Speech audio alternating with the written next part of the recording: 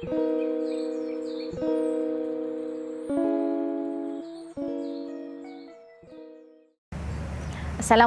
warahmatullahi wabarakatuh.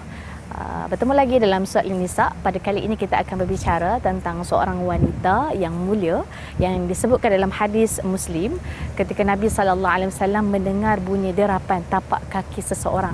Nabi SAW bertanya, siapakah itu? Jawab penghuni syurga, itu adalah Rumaisah binti Milhan, ibu kepada Anas bin Malik. Jadi para muslimat yang dirahmati oleh Allah sekalian, siapakah Rumaisah binti Milhan ini dan apakah keistimewaannya sehingga Nabi SAW mendengar derapan tapak kakinya di syurga? Terdapat banyak riwayat yang menceritakan tentang kisah Rumaisah binti Milhan ini, dan beliau lebih dikenali sebagai Ummu Sulaim. Dia di antara wanita yang terawal menerima Islam. Ummu Sulaim ini memiliki kebijaksanaan dan kepribadian yang luar biasa. Antaranya beliau memberikan anaknya Anas bin Malik daripada perkahwinan yang terdahulu bersama Malik bin Nadar, iaitu seorang lelaki yang kafir, kepada Rasulullah sallallahu alaihi wasallam sebagai seorang pembantu. Jadi para muslimat yang dirahmati oleh Allah sekalian, selain daripada itu terdapat satu riwayat yang masyhur daripada Imam An-Nasai, riwayat daripada Imam An-Nasai daripada Anas bin Malik, ketika suaminya Malik bin Nadar meninggal dunia, datanglah seorang lelaki yang kira cukup package untuk dijadikan suami, datang meminang Ummu Sulaim. Cuma bezanya lelaki ini yang dikenali sebagai Abu Talha bukan Islam. Apa jawapan Ummu Sulaim? Ummu Sulaim berkata, demi Allah, tiada lelaki seperti kamu yang patut ditalak, wahai Abu Talha. Akan tetapi kamu lelaki makafir, manakala aku wanita muslimah, maka aku tidak halal untuk berkahwin dengan kamu.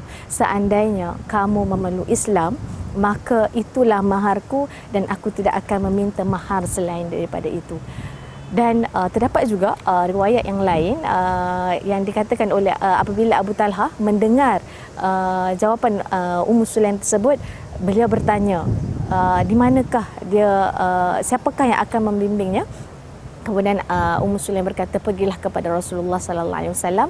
Dan ketika beliau bertemu dengan Rasulullah sallallahu alaihi wasallam, ketika itu Nabi sedang berhimpun bersama para sahabat.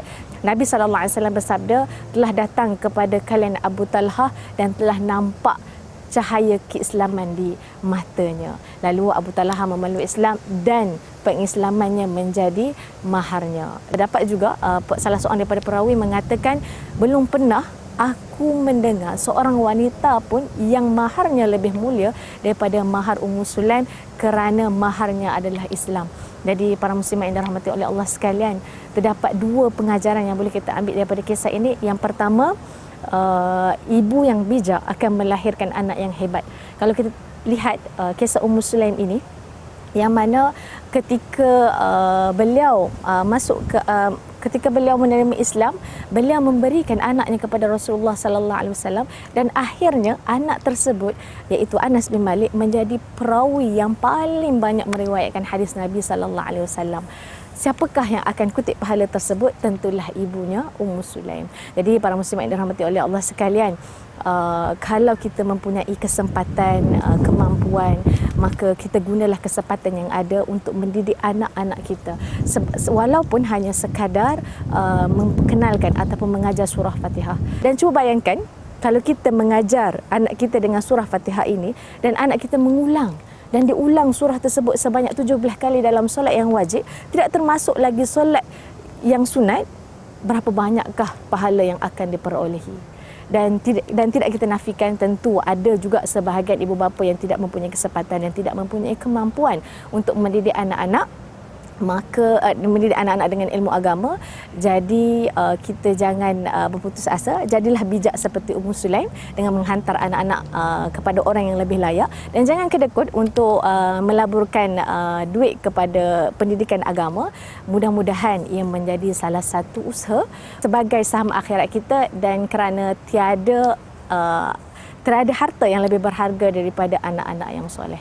Kemudian yang kedua, pengajaran yang boleh kita ambil daripada kisah ini adalah bijak menggunakan peluang yang ada. Kalau kita lihat kisah Ummu Sulaim ini, bila mana ada seorang lelaki yang baik datang meminang walaupun dia seorang yang kafir, apa yang dilakukan Ummu Sulaim? Beliau tidak terus menolak, bahkan menggunakan laras bahasa yang positif dan menggunakan ruang yang ada untuk berdakwah dengan memberikan syarat kepada bakal suaminya, dan beliau tidak menghiraukan harta dunia dengan mengatakan beliau tidak akan meminta mahar selain daripada itu. Dan akhirnya keberkatan daripada perkahwinan ini berlakulah pelbagai kebaikan dan mereka dikurniakan anak-anak yang hebat. Jadi mudah-mudahan kisah ini menjadi inspirasi kepada kita semua dan para muslimat yang dirahmati oleh Allah sekalian. Kisah ini tidak berakhir di sini sahaja. InsyaAllah kita akan telusuri lagi sirah-sirah daripada kisah wanita yang hebat ini pada siri akan datang. Sekian sahaja daripada saya. Assalamualaikum warahmatullahi wabarakatuh.